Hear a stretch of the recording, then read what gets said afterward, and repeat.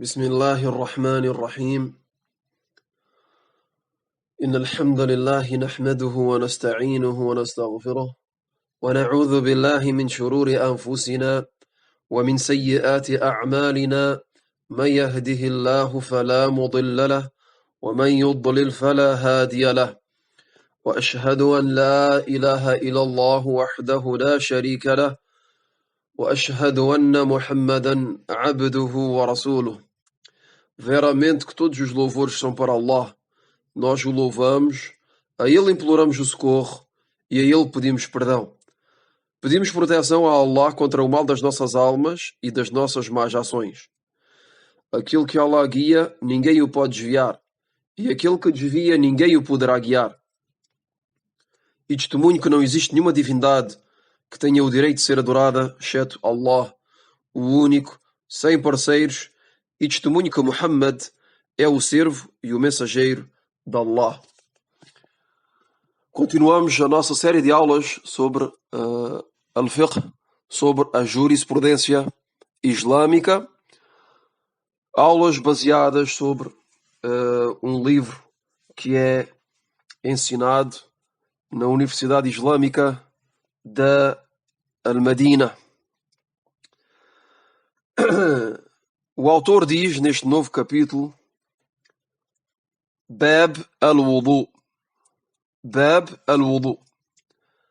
الوضوء طهارة مائية تتعلق بالأعضاء المذكورة في قوله تعالى: يا أيها الذين آمنوا إذا قمتم إلى الصلاة فاغسلوا وجوهكم وأيديكم إلى المرافق وامسحوا برؤوسكم وأرجلكم إلى الكعبين. Então o autor diz neste novo capítulo, que é o capítulo do wudu, Bab al-wudu, o capítulo do wudu. Al-wudu, que são as abluções. As abluções.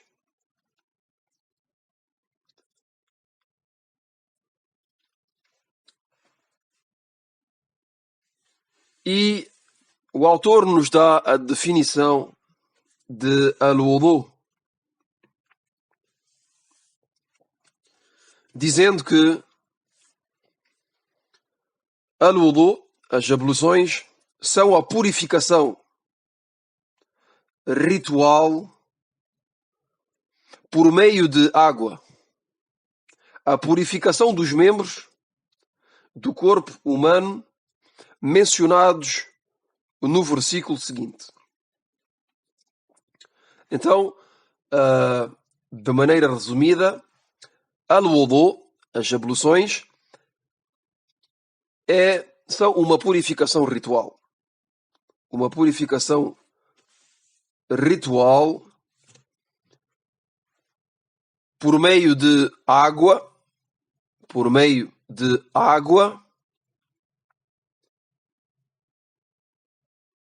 e esta é a base no al-wudu, nas abluções, é que são feitas com água, como foi mencionado em aulas anteriores, o capítulo dos diferentes tipos de água. Então, al-wudu, a purificação ritual, as abluções são feitas por meio de água. E esta purificação diz respeito a certos e determinados membros do corpo humano. E esses membros foram mencionados num versículo do Alcorão, que é o versículo número 6 da Surat Al-Ma'ida. Versículo número 6 da Surat Al-Ma'ida. Allah subhanahu wa ta'ala diz, consoante o sentido do versículo: ó vós que creram, quando vos levantarem para a oração, isto é, quando quiserem fazer a oração, quando for o momento de fazer a oração, lavem as vossas faces, isto é, as vossas caras, e as vossas mãos até aos cotovelos. E com as mãos molhadas, rocem as vossas cabeças e lavem os pés até aos tornozelos. Então Allah subhanahu wa ta'ala, neste versículo, nos chama os crentes e os informa que logo que querem fazer a oração, então têm de lavar os seguintes membros do corpo. O primeiro membro mencionado neste versículo é a cara, a face. Lavem as vossas faces. Depois, o segundo membro são as mãos até aos cotovelos e as vossas mãos até aos cotovelos. O terceiro membro é o facto de passar as mãos molhadas, as mãos úmidas com água, pela cabeça. E com as mãos molhadas, rocem as vossas cabeças. E o último dos membros mencionados neste versículo são os pés. E lavem os pés até aos tornozelos.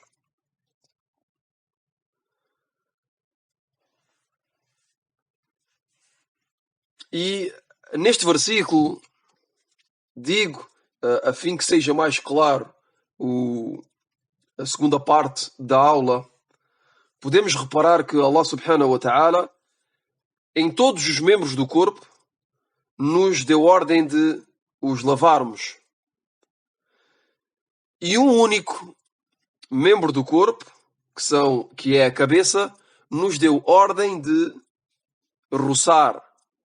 Isto é, que seja a cara, a face, ou que sejam as mãos até aos cotovelos, ou os pés até aos tornozelos, é uma obrigação de lavar. Quer dizer que são membros que são lavados. Contrariamente à cabeça, Allah subhanahu wa ta'ala nos deu ordem de roçar a cabeça, de esfregar a cabeça, isto é, de passar as mãos úmidas sobre a cabeça. Então vemos que temos um único membro do corpo que é roçado, que é esfregado, que é a cabeça, e todos os outros membros do corpo são lavados. Exceção feita, e também como vamos ver em aulas mais tarde, que também é autorizado de esfregar os pés, mas unicamente logo que estamos calçados. E o facto de esfregar, de passar as mãos molhadas pelos pés, é uma aula que vai ser detalhada mais tarde, porque necessita de mais detalhes de explicação, a fim que seja compreendido, porque para podermos passar as mãos pelo aquilo que temos calçado, há certas e determinadas condições que têm de ser respeitadas. Então, apenas atiro a atenção de todos aqui, logo no início, sobre este assunto importante, que é que todos os membros são lavados, à exceção da cabeça, como foi mencionado neste versículo. Depois o autor diz: حكمه واجب على من أراد الصلاة أو الطواف. دليل الوجوب الآية السابقة وحديث أبي هريرة رضي الله عنه أن النبي صلى الله عليه وعلى آله وسلم قال: لا تقبل صلاة من أحدث حتى يتوضأ. رواه الشيخان وأبو داود والترمذي وأحمد واللفظ للبخاري. ولفظ أبي داود: لا تتم الصلاة. وقد انعقد إجماع المسلمين على مشروعية الوضوء فصار معلوما من الدين بالضرورة. Depois o autor diz que o julgamento, isto é, o julgamento de fazer al-wudu, o julgamento das abluções. Qual é o julgamento? Qual é o verdito? Qual é a sentença de fazer al-wudu? Então o autor diz que o seu julgamento é que é obrigatório fazer al-wudu, as abluções, é obrigatório para todo aquele que deseja fazer a oração, para todo aquele que deseja fazer a oração, ou a tawaf. A tawaf, que é o facto de girar em volta da Kaaba. E isto é para aquele que vai fazer al-Umrah ou que vai fazer al-Hajj, a peregrinação, ou al-Umrah, podemos dizer a grande peregrinação e a pequena, al-Umrah ou al-Hajj. Então aquele que quer fazer a salah, a oração, é obrigatório para ele de fazer al-wudu, é obrigatório para ele de fazer as abluções. E também é obrigatório para aquele que quer fazer al-tawaf, que quer girar em volta de al-Kaaba, é obrigatório para ele de ter al-wudu, as abluções.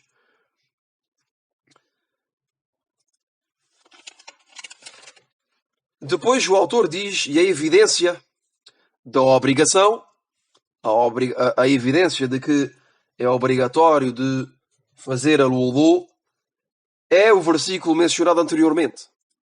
Então o versículo que mencionámos no início da aula é uma evidência para a obrigação, sobre o facto que é obrigatório de fazer al-wudu. Pois Allah subhanahu wa ta'ala nos diz, consoante o sentido do versículo, quando vos levantarem para a oração, lavem as vossas faces, até ao fim do versículo. Então nos dá ordem de fazer as abluções, al-wudu, antes de fazer a oração. E claro, isto é para aquele que não tem al-wudu, não tem as abluções, antes de fazer a oração. Pois aquele que tem al-wudu, tem as abluções, e que deseja fazer a oração, não é obrigatório para ele de voltar a fazer al-wudu, as abluções outra vez, pois já as tem. Enquanto a pessoa não perde al-wudu, as abluções, então a pessoa é considerada como estando em estado de purificação, e tem al-wudu, as abluções. E o autor diz que a segunda evidência da obrigação de al-wudu é um hadith, uma narração que foi narrada por Abu Huraira radiyallahu anhu e que foi relatado por al-Shaykhan, isto é um hadith muttafaqun alayhi, relatado por al-Bukhari e por Muslim, no qual Abu Huraira disse que o profeta sallallahu alayhi wa ala alihi wa sallam disse: a oração daquele que se encontra em estado de impureza não será aceite até que ele faça al-wudu, até que ele faça as abluções. A oração daquele que se encontra em estado de impureza não será aceite até que ele faça as abluções. Então, é claro, tiramos deste hadith, desta narração, o benefício que aquele que se encontra em estado de impureza, quer dizer que não tem al-wudu, perdeu al-wudu, então a oração de tal pessoa não será aceita. Quer dizer que aquele que venha a fazer uma oração sem al-wudu, sem ter feito as abluções, então a sua oração não será aceita. Até que ele faça al-wudu, até que ele faça as abluções. Temos aqui duas evidências da obrigação de fazer al-wudu para poder fazer as-salah, a oração.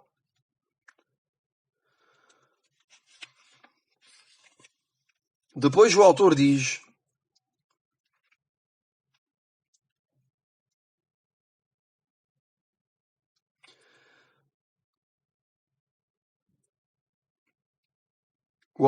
que a comunidade islâmica, isto é, os sábios da comunidade islâmica, por unanimidade, estão de acordo sobre o facto que as abluções, al-wudu, fazem parte do Islão e que esta purificação ritual é uma legislação de Allah subhanahu wa ta'ala e consideram que as abluções, al-wudu, é um assunto, é uma questão conhecida de todos obrigatoriamente. Isto é, qualquer muçulmano conhece a legislação de al-wudu, das abluções, e é uma obrigação para cada muçulmano de conhecer o seu veredito, a sua sentença, o seu julgamento e de conhecer também a forma de fazer, de efetuar al-wudu, as abluções, pois é uma obrigação para cada muçulmano. Pois, visto que a oração é obrigatória para cada muçulmano, então aquilo que é uma condição para a oração também é obrigatório, pois o facto de fazer al-wudu, como vimos anteriormente noutras aulas, é obrigatório, é uma condição para a oração, e como vimos agora também. Então, vemos também neste hadith, nesta narração que lemos há pouco, que as abluções, al-wudu, é uma condição para que a oração seja aceita. E visto que a oração é obrigatória, então al-wudu também é obrigatório para cada um de nós. Depois o autor diz: furud al-wudu, furud al-wudu. للوضوء فروض إذا نقض منها فرض فإن الوضوء يكون ناقصا ولا يعتد به شرعا وهذه الفروض هي. O autor passa agora às obrigações do wudu. O autor diz as obrigações do wudu, das abluções. Isto é, os actos obrigatórios das abluções.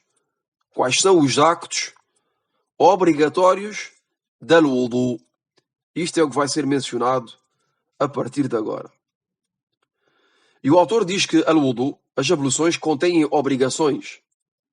E se uma destas obrigações se ausenta, isto é, se uma dessas obrigações não for efetuada, então al-wudu, as abluções não serão completas.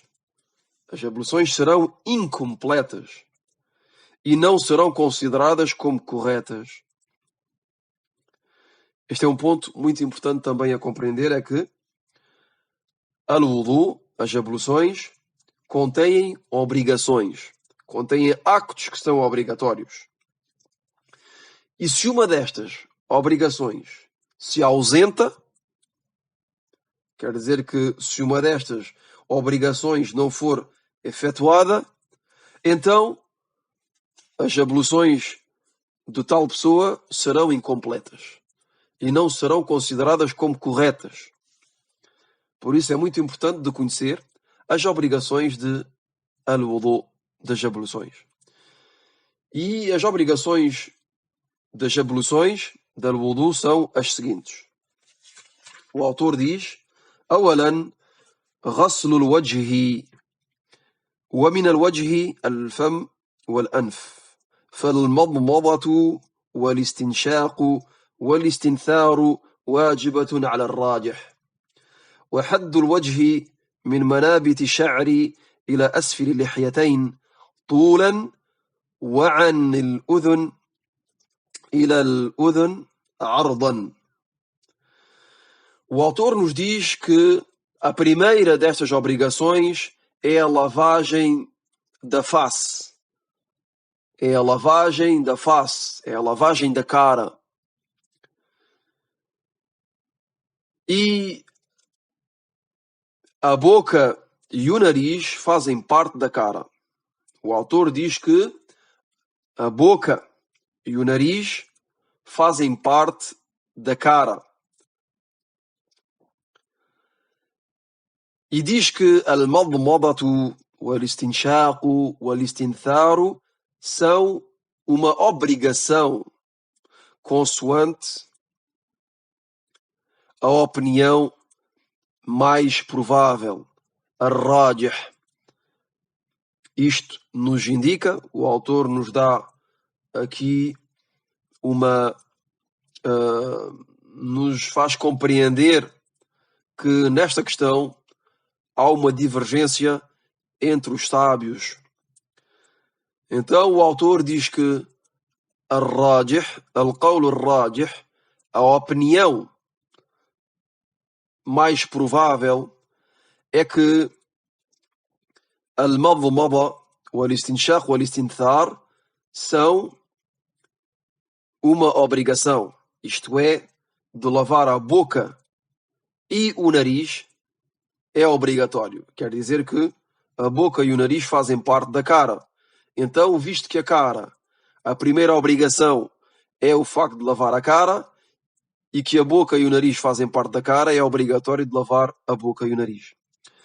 Estes três termos que disse em árabe, vou os esclarecer um a um.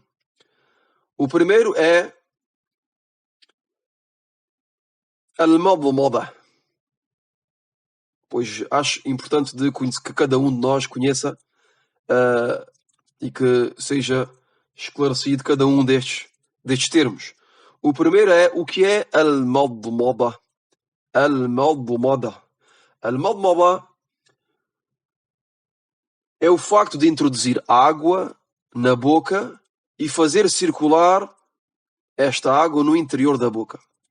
Então, o facto de introduzir água na boca e de a fazer circular, de a fazer girar no interior da boca, isto chama-se al-madmada. Al-madmada. Então, o primeiro termo, al-madmada, está esclarecido. Quanto ao segundo termo, que é al-istinshaq. Al-istinshaq é o facto de introduzir água nos canais nasais. Al-istinshaq é o facto de introduzir água nos canais nasais, isto é, dentro do nariz, no interior do nariz, através de uma forte inspiração. Quer dizer que a pessoa, com a sua mão, faz penetrar água dentro do seu nariz. E isto através de uma inspiração. A pessoa inspira a água a fim que a água possa entrar nos canais nasais. E este acto chama-se al-istinshaq. O terceiro termo é al-istinthar. Al-istinthar. E al-istinthar é o facto de expulsar esta água depois de a ter introduzido no nariz. Quer dizer, o facto de fazer sair a água que foi introduzida no nariz se chama al-istinthar, pois aquele que introduz água no nariz obrigatoriamente também a vai sair, também a vai fazer expulsar. Então, o facto de a fazer entrar, introduzir no nariz é al-istinshaq, e o facto de a fazer sair, de a expulsar, é al-istinthar. Então estes dois termos têm uma relação com o nariz, e o primeiro termo, que é al-madmada, tem uma relação com a boca. Então, al-madmada, mais uma vez repito, é o facto de introduzir água dentro da boca e de fazer circular no interior e de a expulsar depois. E al-istinshaq é o facto de introduzir água dentro dos canais nasais através de uma inspiração forte, e al-istinthar, que é o facto de expulsar depois esta água depois de a termos introduzido no nariz. E digo, e é um benefício, uma faida, é que al-madmada wa al-istinshaq devem ser feitas com um punhado de água numa mão e devem ser feitas ao mesmo tempo. Isto é, com um punhado de água, a pessoa deve fazer entrar, introduzir água na sua boca e ao mesmo tempo, com o resto da água que fica com o restante da água que fica na sua mão, inspira essa água a fim que ela entre no seu nariz. Então, sei que para aqueles que nunca o fizeram pode ser complicado no início, mas é uma questão de hábito. Para mim também foi no início uma coisa, primeira vez, é normal que uma pessoa tenha um pouco de dificuldade, mas depois é uma questão de treino, e não nos podemos esquecer que isto é uma adoração, a ibada. Estamos já a adorar Allah subhanahu wa ta'ala, estamos a obedecer a Allah subhanahu wa ta'ala, então temos de o fazer com amor. E verão que no futuro é uma coisa que será benéfica até na nossa vida mundana, que é o facto de estar sempre puros, ter o nariz e a boca purificada. Então, o facto de al-madmada, o al-istinshaq, o al-istinthar se fazem de uma vez só. Quer dizer que um punhado de água numa mão, a pessoa penetra a água na sua boca e ao mesmo tempo, com a água que está na sua mão, penetra no seu nariz. E isto tudo de uma vez só, e depois faz circular a água na sua boca e, depois de a ter feito circular, expulsa esta água da sua boca e também a expulsa do seu nariz, fazendo al-istinthar.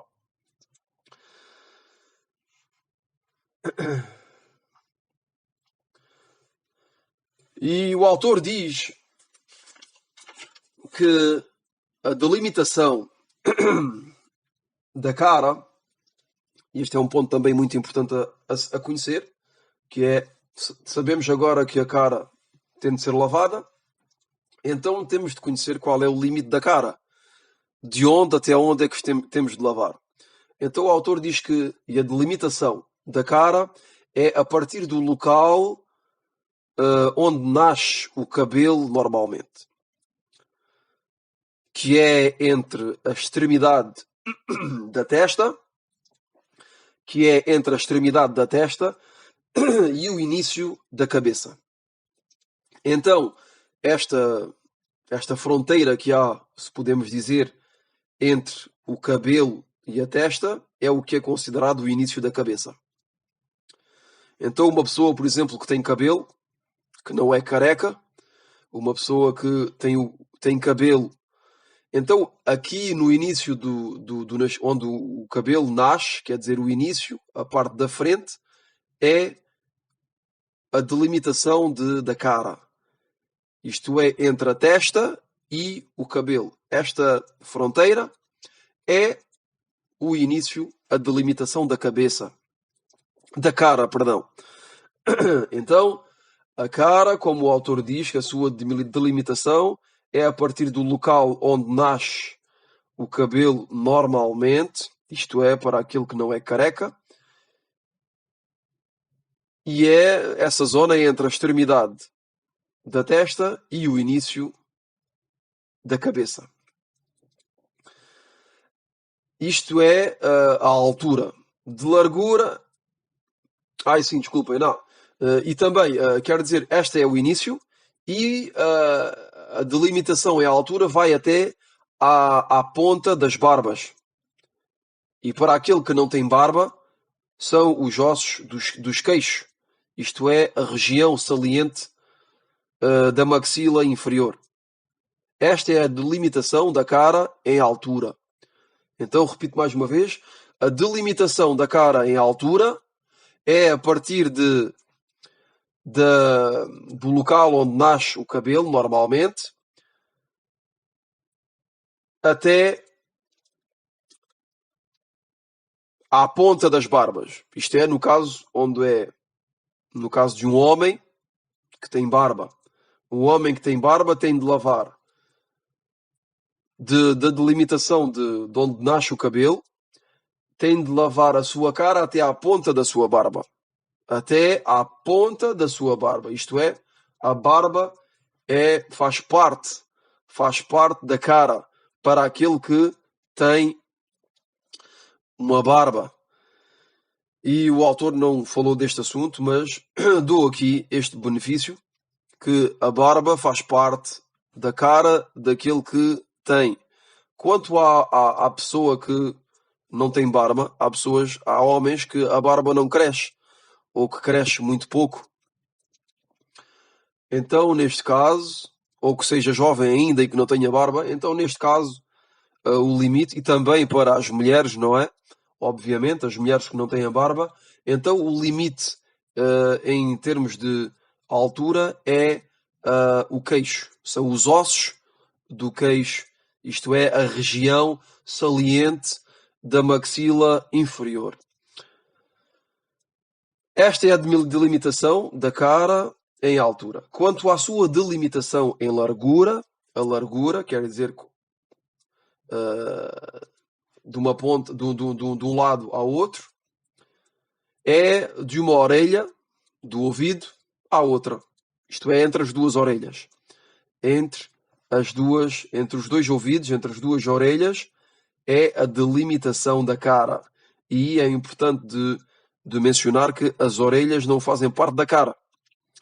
As orelhas não fazem parte da cara. Então não devem ser lavadas com a cara. Isto é importante saber também. As orelhas não fazem parte da cara, então não têm de ser lavadas com a cara.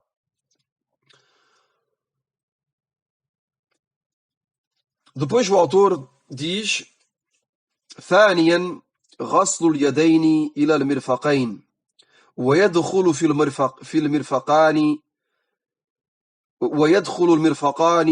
في المغسول. A segunda obrigação, o autor diz, a segunda obrigação das abluções é a lavagem das mãos até aos cotovelos. A lavagem das mãos até aos cotovelos. E é importante precisar que os cotovelos entram na parte do membro que tem de ser obrigatoriamente lavado. E não são unicamente os braços, isto é,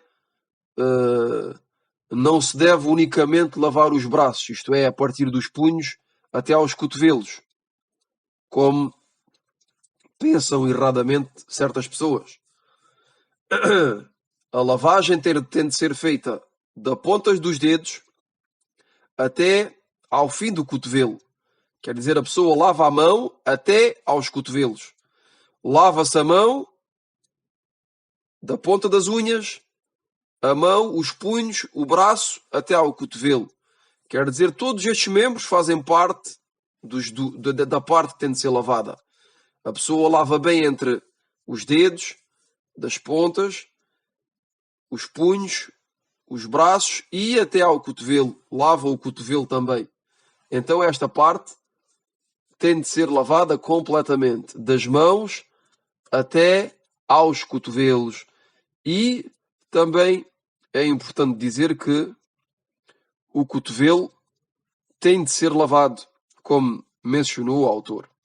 Repito mais uma vez, a fim que seja claro para todos, é que a mão e o cotovelo têm de ser lavados.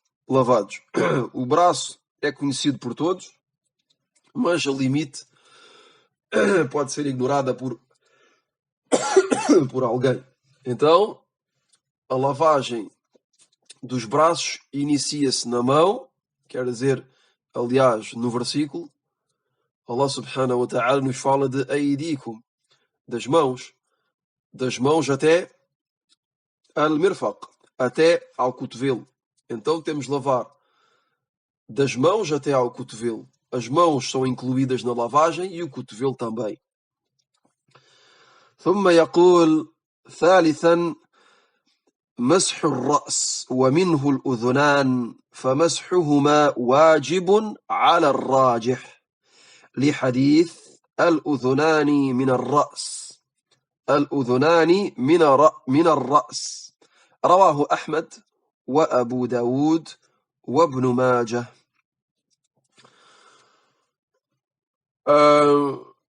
A terceira obrigação, o autor diz que é o facto de fazer al-mash, de roçar a cabeça, isto é, de passar suavemente as mãos molhadas pela cabeça.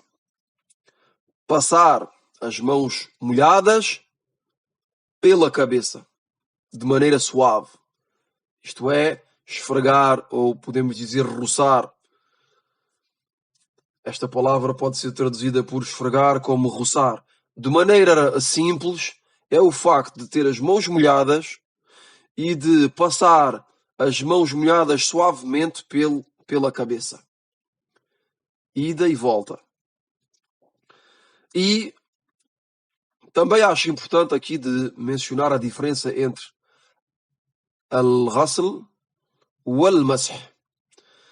E aqui voltamos já ao que disse no início da aula. Allah subhanahu wa ta'ala, no versículo, nos dá a ordem de lavar todos os membros, de fazer al-ghasl,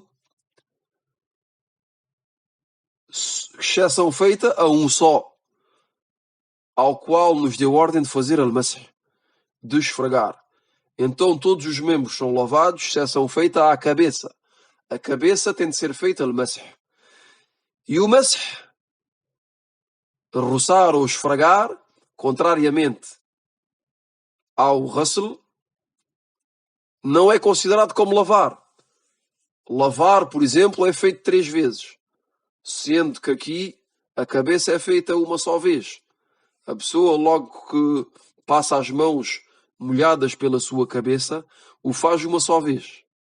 Quanto ao resto dos membros, é autorizado de fazer uma só, mas podemos fazer até 2 e 3. E geralmente a Nabi sallallahu alaihi wasallam fazia 3 vezes, mesmo se também foi narrado de maneira autêntica que a Nabi sallallahu alaihi wasallam fez al-wudu 2 vezes, quer dizer, repetindo a lavagem da cara e das mãos até aos cotovelos e dos pés 3 vezes, também fez 2 vezes e também fez uma só vez. E o que é obrigatório é uma só vez. Quanto à cabeça, é uma só vez, porquê? Porque a cabeça não é lavada. A cabeça é esfregada, é roçada. Passamos as mãos úmidas, molhadas pela cabeça. Então também achei uma boa ideia de apontar e de sublinhar este ponto benéfico, muito importante, para que todos possam compreender a diferença e que possam compreender este versículo, e chamo todos a lerem este versículo a fim de o ponderarem e refletirem neste versículo. Então a cabeça é o facto de passar as mãos molhadas suavemente por ela. Depois o autor diz que é importante de precisar que as orelhas fazem parte da cabeça. É importante de precisar que as orelhas fazem parte da cabeça. Então, o facto de as esfregar com a cabeça é obrigatório. Disse anteriormente que as orelhas não fazem parte da cara, não devem ser lavadas com a cara. E aqui o autor nos diz que as orelhas fazem parte da cabeça. Então as orelhas não devem ser lavadas, mas devem ser esfregadas, roçadas com a cabeça. Repito a palavra do autor, e é importante de precisar que as orelhas fazem parte da cabeça. Então o facto de as esfregar com a cabeça é obrigatório. على الراجح. E o autor nos diz aqui mais uma vez, consoante a opinião mais provável, e nos indica também que há uma divergência entre os sábios nesta questão. Então a opinião mais provável, ar-rajih, é que as orelhas fazem parte da cabeça. E a evidência, a prova é um hadith, uma narração do mensageiro de Allah, sallallahu alayhi wa ala alihi wa sallam, que disse: as orelhas fazem parte da cabeça. Este hadith é claro para todos, pois o profeta sallallahu alayhi wa alihi wa sallam disse: as orelhas fazem parte da cabeça. E esta narração, este hadith, foi relatado por Ahmad, Abu Dawud, Ibn Majah, e foi autenticado por Al-Albani.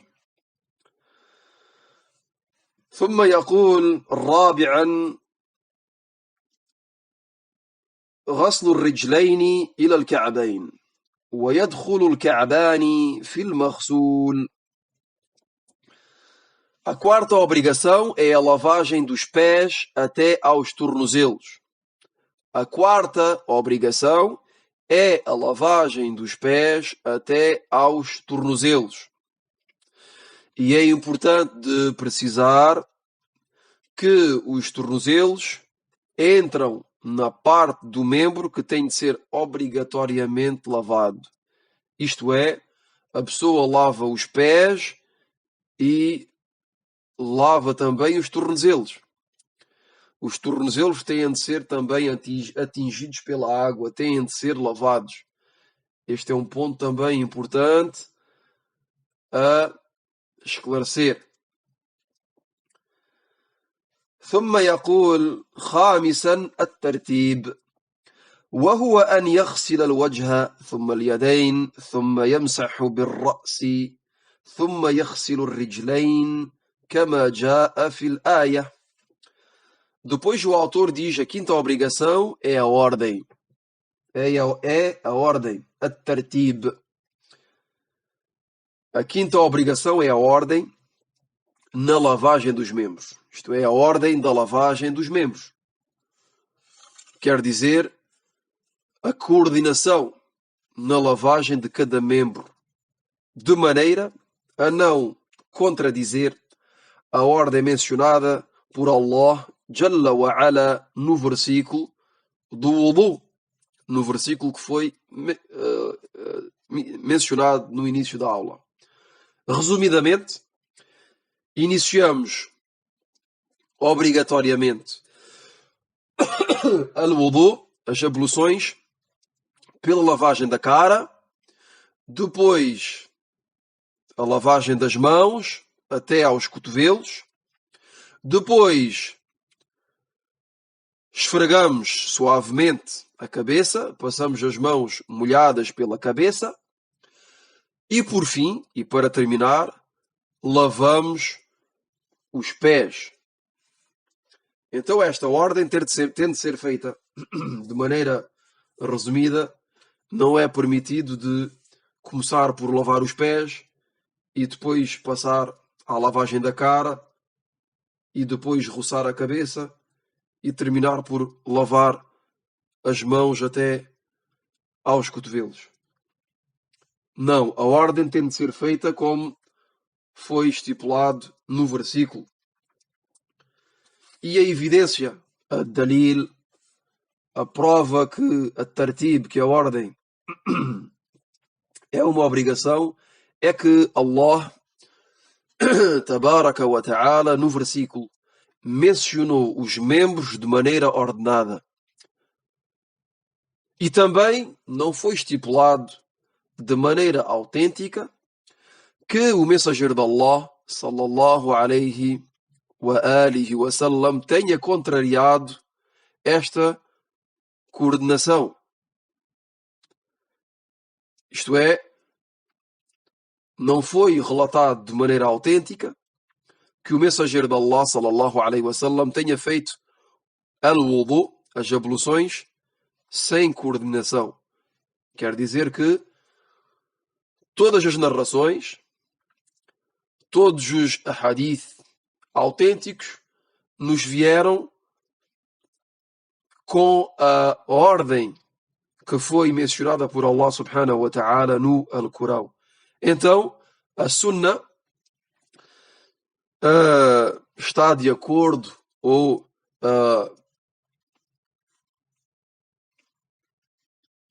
a Sunnah nos estipula que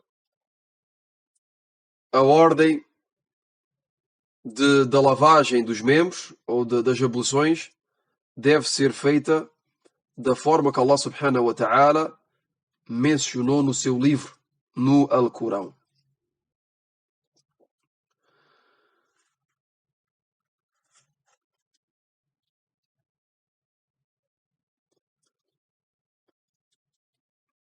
E como o autor diz que não foi mencionado que o mensageiro de Allah sallallahu alaihi wasallam tenha contrariado esta coordenação mencionada no Alcorão nem sequer uma vez. Quer dizer que nem sequer uma vez foi narrado que o mensageiro de Allah sallallahu alaihi wasallam tenha contrariado esta ordem mencionada no Alcorão.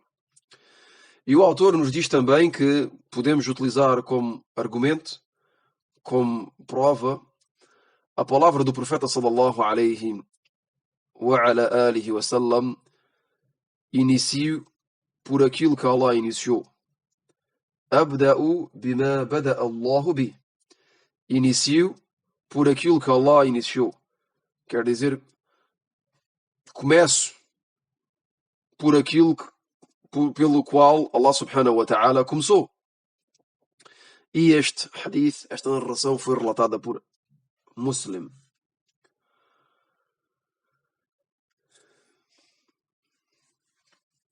ثم قال سادسا الموالاة، وهي ألا يؤخر غسل عضو حتى يجف الذي قبله.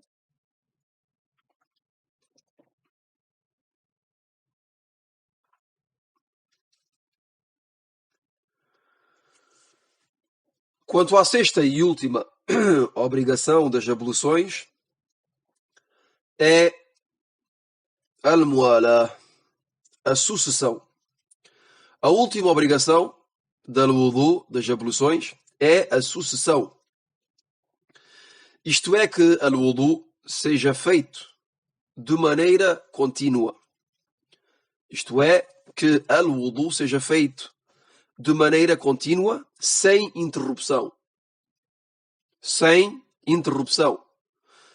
De maneira a não atrasar a lavagem de um membro, ao ponto que o membro lavado anteriormente seque. Repito, a última obrigação é a sucessão. A sucessão nas abluções. Que as abluções sejam feitas de maneira contínua, sem interrupção, de maneira a não atrasar a lavagem de um membro ao ponto que o membro lavado anterior seque. Para que seja mais claro, podemos dar um exemplo de uma pessoa que começou a fazer al-wudu. Iniciou as suas abluções e, de repente, por exemplo, está a lavar, está a lavar a sua cara e está sozinho em casa e alguém bate à porta. Esta pessoa, por exemplo, está à espera de alguém da sua família, por exemplo, ou está à espera de uma encomenda e ouve bater à porta. Esta pessoa o que é que faz? Vai abrir a porta. Então, não terminou as suas abluções. e foi abrir a porta. Abriu a porta à pessoa ou à encomenda, recebeu a encomenda, que chegou, etc. Diversas razões, não é? E volta para a casa de banho para continuar a fazer al-wudu, as suas abluções. Mas olha ao espelho e vê que a sua cara secou. Podemos dizer, por exemplo, que era no verão e que estava muito calor e que este pequeno espaço de tempo que foi abrir a porta, a sua face, a sua cara secou. Então, neste caso, a pessoa deve recomeçar as abluções do início. Deve recomeçar al-wudu do início.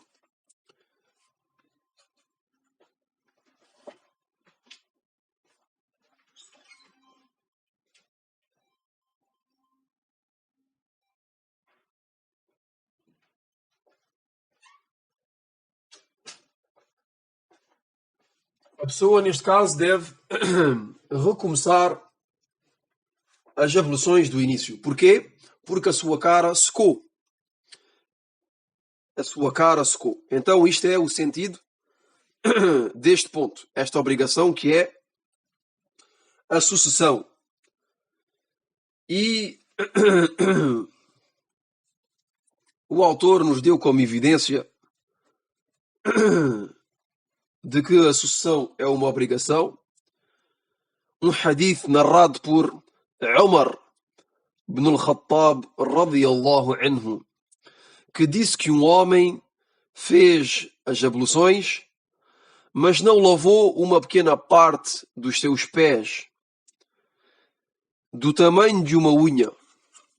Então o profeta sallallahu alaihi wa alihi wa sallam avistou esta pequena parte que não foi lavada e disse a este homem: regressa e aperfeiçoa as tuas abluções. Então o homem regressou, recomeçou as abluções e depois orou. Este hadith, esta narração, foi relatada por Muslim. Então, a Nabi sallallahu alaihi wasallam avistou um homem que tinha feito as suas abluções, mas no seu pé, num dos seus pés, tinha um pequeno espaço do tamanho de uma unha. Um pequeno espaço no seu pé do tamanho de uma unha que não foi atingido pela água. Então a pessoa lavou o pé, mas uma pequena parte do pé, equivalente ao tamanho de uma unha, não foi lavada, não foi atingida pela água. Então, a Nabi sallallahu alaihi wa alihi wa sallam deu-lhe ordem de regressar e aperfeiçoar as suas abluções. Isto é, deu-lhe ordem de recomeçar as abluções. E depois o homem voltou a fazer a sua oração. Numa outra versão deste hadith, o profeta sallallahu alaihi wa alihi wa sallam avistou um homem a orar. Avistou um homem em oração. E no seu pé, uma pequena parte do tamanho de uma moeda que não foi lavada. Na primeira versão era o tamanho de uma unha, e nesta versão é o tamanho de uma moeda que não foi lavada, quer dizer que não foi atingida pela água. Então o profeta sallallahu alaihi wa sallam deu-lhe ordem de recomeçar al-wudu, de recomeçar as abluções e também a oração. Deu-lhe ordem de recomeçar as abluções e de recomeçar a oração. Esta versão foi relatada por Abu Dawud e foi autenticada por Al-Albani.